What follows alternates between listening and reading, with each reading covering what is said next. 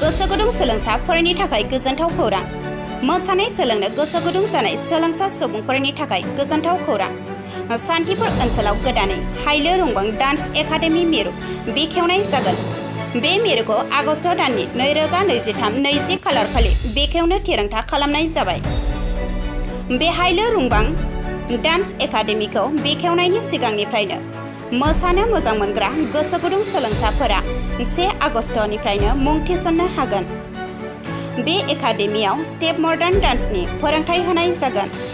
नोंथाङा स्क्रिनाव होनाय मोसानायनि डान्स स्टाइलफोरखौ नुदोंना? नुदोंब्ला गोख्रैनो मुं थिसननानै अदेबानि गोसो होसारनानै मोजाङै सोलोंनो हासिगोन। बे एकाडेमिखौ सामलायगिरि आरो करिय'ग्राफार महरै बिथां बिथोन खारजियानो दैदेनगोन। बिनिखायनो मोसानाय सोलोंनो गोसो गुदुं जानानै थानाय सुबुंफोरा आबुङै मिन्थिनो थाखाय गाहायाव होनाय जानबुं नाम्बाराव कल खालामनानै सुला लानो हागोन। जेरै 9678592813 आरो खनसेबाव 9678592813 बे जानबुं नाम्बाराव सुला लानो हागोन।